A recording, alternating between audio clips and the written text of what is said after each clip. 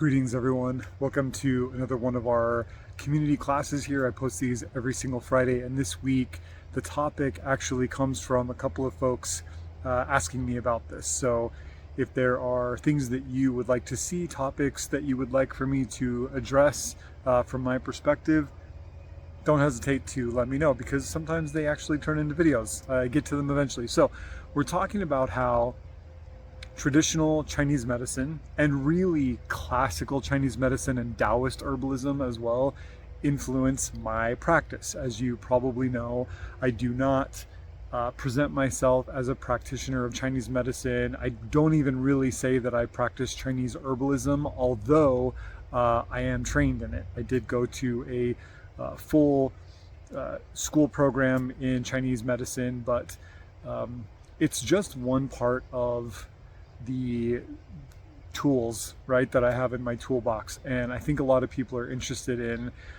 when I talk about Chinese herbalism or things from the Chinese perspective, how that plays into my practice where it's so folkloric, right? So there's really 4 ways that TCM influences my work, and I hope you'll listen to this, because no matter what you do, no matter what tradition you practice, like what you follow, what you're interested in, or how you relate to plants, there's so much to be gained by being inspired respectfully by what other people do, other traditions, other cultures, other pathways. There's so many ways that we can work to fill in the gaps for one another and inspire each other, or just edify the practice. So these 4 things for me are core when looking at, other traditions. When I studied Chinese medicine, these were the things that were in my head. When I went and studied Ayurveda, this is what was in my head, right? Because I do practice a pretty traditional Western style, 4-element style of herbalism. It's in my clinic. So the first thing is energetics. When I first started studying herbal medicine 25 years ago, the explanation or the understanding of the way that energetics showed up in Western herbalism just wasn't there, or at least wasn't nearly as accessible as it is now. And it is still pretty hard to learn about. I would say more than half of the people I meet who are into herbalism one way or the other have no idea what energetics are, and don't use energetics as an assessment tool or a formulating tool in their practice. So that's interesting.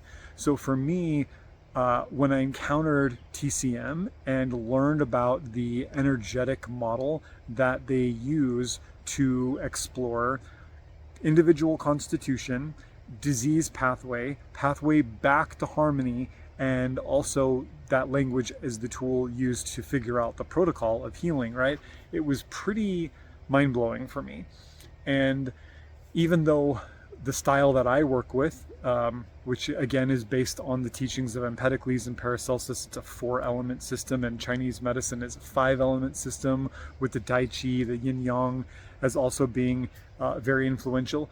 There's no way you can study any energetic system and not have it add depth and nuance and clarity to whatever energetic system you practice. And that's what's so cool about it. So if you're somebody from a Southeast Asian tradition and you do Ayurveda, right? So you're working with the Tridosha system and the gunas and all of that.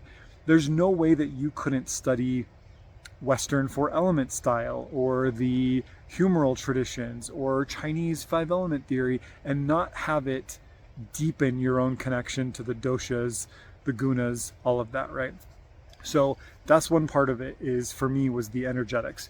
The second big part of it, and again, this is a little more relevant 2 decades ago than it is now, but I still think it's important, that Chinese medicine, Chinese herbalism really introduced me to the concept of looking at the body as relationships rather than mechanical functions, right? That every body process, every system, every organ, every function does what it does as an after effect of another system, as a previous effect to the next system. That everything that happens is in relationship, not only to the whole, but to the things that come before and after it. And so it invites us to consider, when something goes wrong, when there's a disharmony, we have to think about what are the steps before that system? And what are the steps after it? And it kind of guides us into the space where we have to consider how a sore throat impacts the entire body, rather than really minimizing our practice to sore throat, open up herb book, find herbs that are good for sore throat, give those herbs, right? That is not good herbalism. So this idea of the body as a constellation of relationships rather than just individual things. And I remember, I think maybe it was probably somebody like Mao Xingni, who I really like his stuff, talking about how in the West, in Western pharmaceutical medicine and allopathic medicine, we tend to talk about the heart as a pump, right? Really minimizing it to this just like mechanical action, and not understanding the spirit of the heart, right? And the energy of it. So that would be the second part, is understanding anatomy, pathology, physiology, and the pathway to healing in terms of relationships rather than static mechanical functions. The third thing is the way that Chinese medicine brilliantly allows the benefits of herbalism to spill over into non-herbal adjunct therapies. So for example, when somebody has a particular assessment, let's say blood deficiency, right? A really common assessment in the modern world in the West, rather than just thinking, oh, these herbal languages stop at the herbs. And so when someone's blood deficient, we can only talk about the herbs that build and nourish blood or build yin or whatever. They also have the ability to apply that same language to diet, and thinking about foods that build blood and nourish yin and don't deplete it, and physical actions. What types of movements, like in Tai Chi, Qigong, Kung Fu, will build and nourish blood and yin and not deplete it. And even mental atmosphere, like ways to think and ways to hold oneself in the world and relate to the seasons and relate to other people. So this is really beautiful, because in contemporary Western herbalism, especially in America, we see a lot of people insulate their herbal practice, and like all they can do is talk about herbs.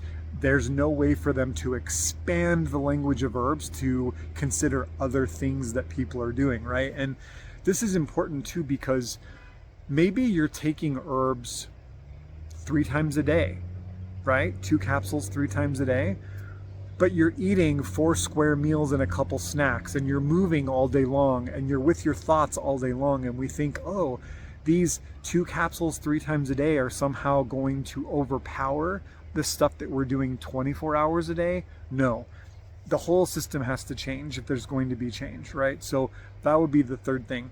And the fourth thing, it of course is brought me into deeper relationship with specific herbs that I don't think I would have known or been able to learn about and study and connect with in the way that I can without the Chinese Materia Medica, without Shendong Pencao, right? So one of my favorites, and I'm going to cut a video in from the plants in my garden, is of course Lycium. This is goji berry, and you know, this is such a cool plant because while goji is a crucial part of the Chinese Materia Medica, this plant thrives where I live. Goji loves where I live and grows so well, so fast, so beautifully. You can see these gorgeous berries that are growing in a pretty unkempt part of my garden, right? They just climb up the picket fence there and they're happy.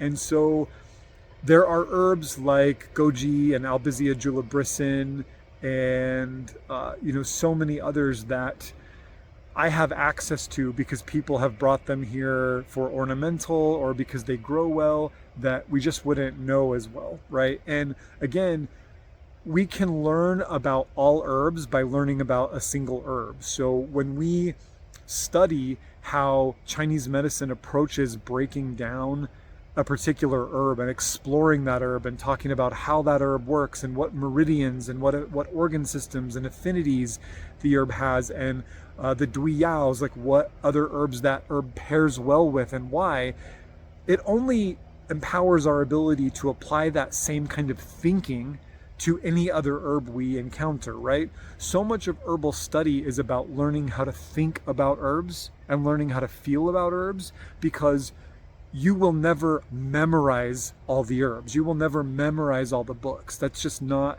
how this works. So herbal training, in my opinion, is learning how to think, learning how to learn directly from the plants. So again, wherever you can be inspired by it, from whatever tradition, you can take that respectfully and absorb it and be inspired and edified by it, and then bring it back to your own practice to fill in gaps and to deeper, make the work deeper, right? So there are 4 ways that traditional Chinese medicine inspires my work. And what I'm going to do is, down in the video details below, I'm going to drop a couple books. So if you're interested in this, if you've never really thought about TCM, maybe you're exclusively a Western practitioner, that's awesome.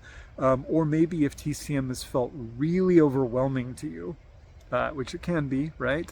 I'm going to put some links down there. So just a couple books that I think you might really enjoy, some that I would not be without. They're on my reference library, my reference bookshelf all the time, especially in the clinic. So with that, I'll send you out with blessings of peace and plenty. Take care, guys.